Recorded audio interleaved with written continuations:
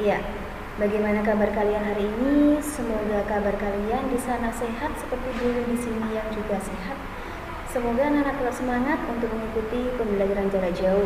Kali ini kita akan belajar tema 4, subtema 1, pembelajaran 1.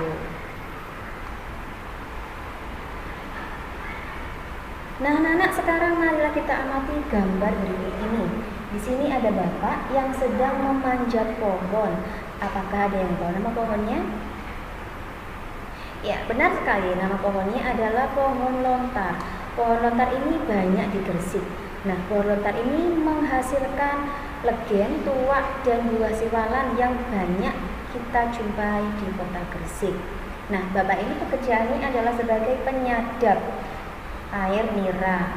Nah, jadi bapak ini memanjat dan mengambil air nira dari atas pohon lontar. Nah, Gresik itu kaya ke sumber daya alam. Salah satunya tadi adalah pohon lontar. Jadi pohon lontar harus kita jaga kelestariannya. Nah, bagaimana ya cara menjaganya? Yang pertama, kita harus menggunakan hasil alam secukupnya. Yang kedua, melakukan pembibitan secara berkala. Yang terakhir, kita tidak boleh membuang sampah sembarangan. Nah, anak-anak, kita harus tetap semangat untuk menjaga sumber daya alam agar tetap seimbang dan lestari. Nah, sekarang marilah kita amati video berikut. Desa Hendrosari yang terletak di Kabupaten Gresik ini terkenal dengan hasil alamnya, yaitu pohon siwalan atau lontar.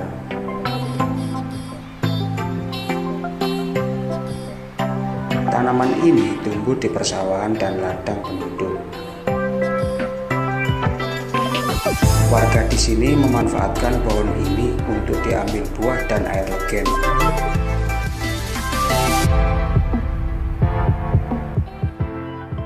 Air dari sadapan ditampung di botol-botol dan dipanen keesokan pagi.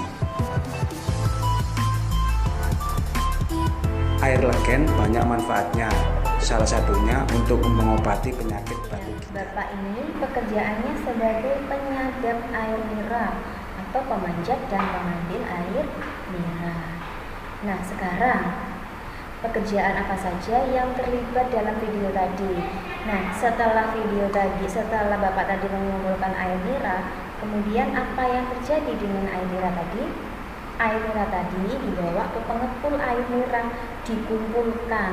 Nah, setelah itu air nira tadi dikemas ke dalam botol-botol. Kemudian botol tadi akan dikirim ke penjual ataupun ke konsumen. Nah, dari penjual maka kita bisa menikmati yang namanya legen, ya. Nah, dari sini berarti lingkungan dan pekerjaan itu sangat berkaitan erat. Jadi masyarakat itu harus menyesuaikan diri dengan lingkungan agar bisa bertahan hidup. Nah, dari penjelasan ini kira-kira Gresik itu termasuk yang mana ya?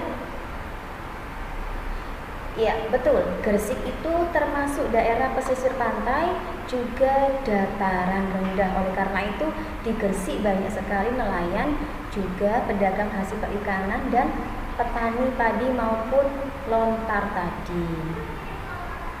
Nah, sekarang kita perhatikan penjelasan berikut ini. Di sini ada nama pekerjaan, ada lokasi pekerjaan, kegiatan, hasil dan yang didapatkan. Nah, kita lihat ya, lokasinya berbeda, kegiatannya berbeda, hasilnya juga berbeda, tapi yang didapatkan terakhir itu sama, yaitu sama-sama mendapatkan uang. Nah, dari tabel tadi, kalau kalian ingin membuat diagram Venn, maka diagram Venn-nya akan berbentuk seperti ini. Yang berbeda ada di sebelah kiri dan kanan, sedangkan yang sama ada di bagian tengah ya. Bagian tengah yaitu uang. Nah, jadi di sini dan yang di sebelah satunya merupakan perbedaan dari data yang sebelumnya kita lihat tadi. Ini namanya diagram Venn. Nah, sekarang mari kita lihat pejuang pelestari alam Asri menjadi nuansa yang kini menaungi Desa Geneng, Wonogiri, Jawa Tengah. Padahal dulunya kawasan ini gersang, rusak karena penebangan liar dan kebakaran lahan. Kelestarian bukit ini tak lepas dari perjuangan Sadiman, pria 64 tahun warga asli desa ini. Berawal dari keprihatinan serta tekad kuat hentikan banjir dan kekeringan yang kerap terjadi sebagai dampak rusaknya lingkungan, sejak tahun 1996 Sadiman atau Mbah Diman tak henti menanam. Dimulai dari sekitar rumah hingga seluruh bukit kemudian berselimut bibit. Sebagian besar tanaman beringin, lainnya bermacam pohon kayu dan buah-buahan.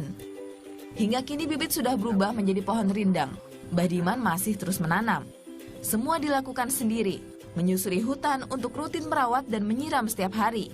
Hingga biaya perawatan dan bibit, seluruhnya berasal dari simpanannya pribadi. Dari video tadi, bagaimana sih karakternya Pak Sadiman? Ya, dari video tadi kita bisa melihat bahwa Pak Sadiman itu peduli terhadap lingkungan. Apalagi ya kira-kira?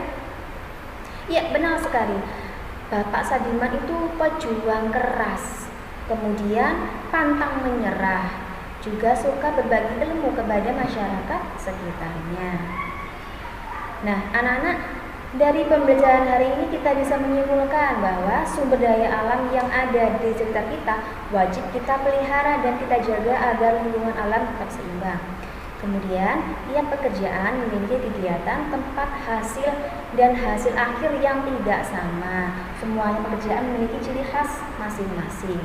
Kemudian karakter lingkungan seharusnya ada dalam diri kita sehingga alam akan senantiasa terjaga. Ya anak-anak, tugas kalian hari ini